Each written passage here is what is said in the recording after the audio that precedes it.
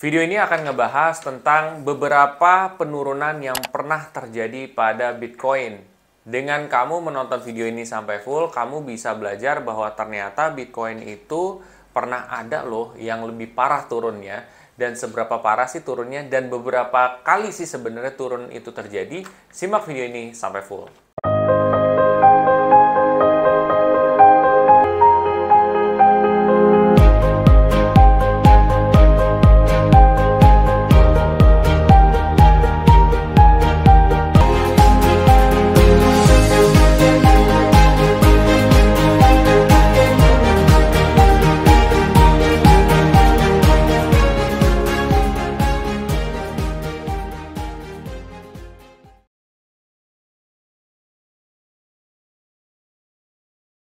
Oke, jadi sebelum masuk lebih dalam, gue akan coba disclaimer dulu. Satu, keputusan investasi ada di diri kita masing-masing. Dua, investasi itu pasti mengandung risiko. Salah satu risikonya adalah penurunan. Ketiga, gue tidak pernah mengadakan titip dana sama sekali. Oke, jadi ini gue megang list ya sekarang. Jadi list ini adalah kayak semacam beberapa poin-poin yang gue buat sendiri yang akan gue bahas di video ini juga, dimana di sini ada bulan dan juga tahun dimana Bitcoin ini sempat turun drastis. Kita mulai yang pertama itu di Juni 2011. Pada saat bulan Juni 2011 itu terjadi penurunan 99% pada Bitcoin. Jadi harganya turun 99%. Drastis banget kan guys? Apa sih sebabnya? Sebabnya itu karena ratusan lebih akun Bitcoin ratusan lebih akun orang yang invest di Bitcoin itu diretas di MTGOX. MTGOX itu jatuhnya kayak semacam platform di mana kamu bisa jual dan beli Bitcoin ya. Pada saat itu diretas. Otomatis akibat dari yang ada yang meretas seperti itu atau ada yang ngehack ya.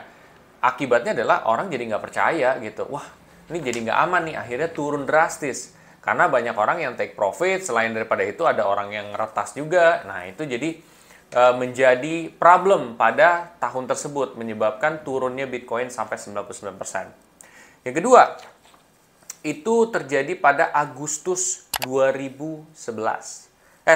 Agustus 2012. Agustus 2012 ini turun hingga 56%. Nah, apa sih yang terjadi di 2012 ini?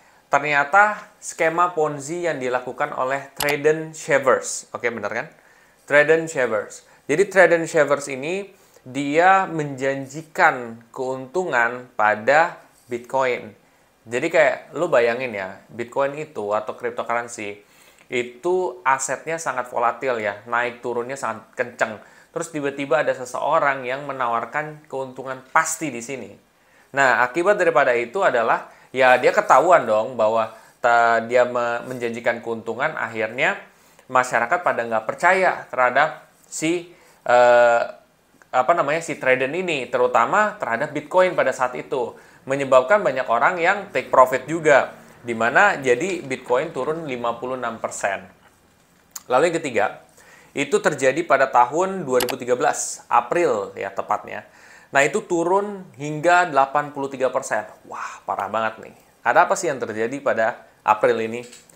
Oke, ternyata sama kejadiannya, yaitu di Mt. Gox juga, di MT Gox juga ya kejadian. Jadi situsnya ini tuh terlalu banyak orang yang beli ya.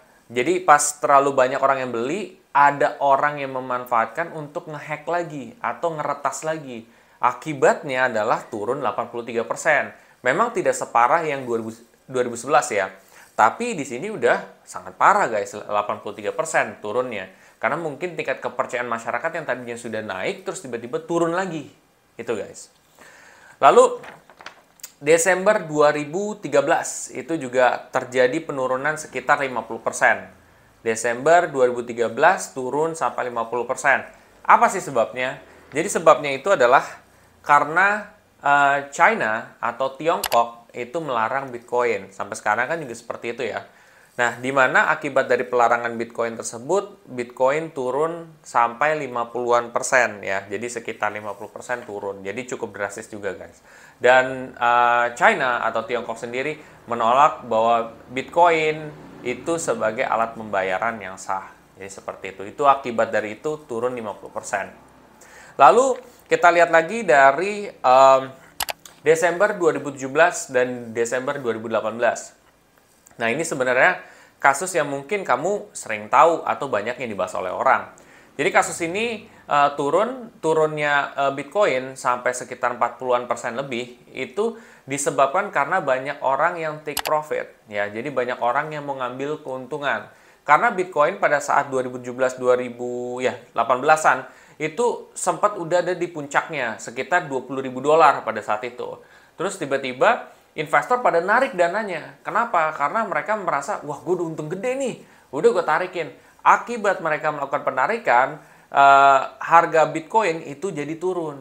Ingat guys, naik turun harga Bitcoin disebabkan oleh banyak orang yang beli dan banyak orang yang jual, ya, demand dan supply. Kalau misalkan terlalu banyak orang yang jual juga, tentu harganya bisa merosot. Seperti itu. Oke. Itu yang terjadi di Desember 2017 dan 2018. Lalu kita lihat daripada Maret 2020. Nah, Maret 2020 itu sempat terjadi penurunan sekitar 50%, jadi minusnya 50%. Itu disebabkan oleh pandemi COVID. Jadi waktu awal-awal pandemi COVID juga mempengaruhi terhadap siklus investasi, terutama siklus dalam investasi di kripto sendiri turun sampai 50% dalam 2 hari atau 3 hari. Wow, drastis banget kan? Oke, lalu terus juga ada Mei 2021 ya, minus sampai 53%. Nah, ini kenapa sih? Nah, ini disebabkan oleh si Elon Musk yang sebelumnya kan dia sempat bilang tuh bahwa oh iya, saya invest di Bitcoin gitu ya. Saya mau menggunakan Bitcoin sebagai alat pembayaran di Tesla gitu ya. Boleh tuh gitu. Nah, sekarang dia cabut statement itu di mana mereka nggak mau menggunakan Bitcoin sebagai alat pembayaran buat Tesla mereka, dan juga Bitcoin tidak ramah lingkungan pada saat itu. Dan akibat dari statementnya dia itu Bitcoin turun 53% ya. Jadi itu udah cukup drastis ya guys ya. Jadi power of Elon Musk itu. Nah, sebenarnya di 2022 juga sempat terjadi beberapa waktu silam ya. Teman belum masuk di berita juga. Jadi turun sampai 20-an persen lebih. Nah, nanti mungkin akan dibahas di beberapa bulan ke depan juga untuk penurunan yang pernah terjadi. Cuman di sini kita bisa belajar bahwa sebenarnya kalau masalah penurunan pada Bitcoin atau cryptocurrency itu pernah ada yang lebih parah guys, sampai ada yang 99%. Tapi menurut gue waktu awal itu 99% karena mungkin Bitcoin masih fresh ya, jadi masih yang tergolong baru. Jadi dari segi pengalaman, teknologi itu belum teruji seperti layaknya sekarang. Sekarang aja masih ada 1-2 yang masih bisa ngeretas, cuman nggak seperti dulu ya. Jadi itu sangat beda. Cuman kalau masalah mau dibilang pernah nggak dulu ada yang turun lebih parah? Ada, pernah juga gitu. Itu pernah terjadi seperti itu, dan ujung-ujungnya balik lagi naik. Nah, nantinya mungkinnya gue akan ngebahas beberapa kali Bitcoin itu sampai naik gede banget itu di tahun berapa, di bulan berapa. Jadi ini kan penurunannya di tahun berapa, di bulan berapa. Nah, sekarang kebalikannya nantinya. Gue akan bikin video juga. Cuman mudah-mudahan dengan adanya video ini kamu bakal tahu bahwa sebenarnya Bitcoin itu pun juga beresiko sangat tinggi turunnya ya. Begitu pula juga naiknya. Nanti gue akan ngejelasin. Jadi ada potensi resiko dan juga ada potensi keuntungan. Itu sih, mudah-mudahan ini akan menjelaskan ke teman-teman semua yang invest di Bitcoin atau invest di cryptocurrency. Jadikan ini sebagai pelajaran juga. Nah, bila mana setelah ini kamu termotivasi untuk mulai berinvestasi di Bitcoin, di cryptocurrency yang lain, kamu bisa pakai kode referral gue yang ada di kolom deskripsi di bawah ini.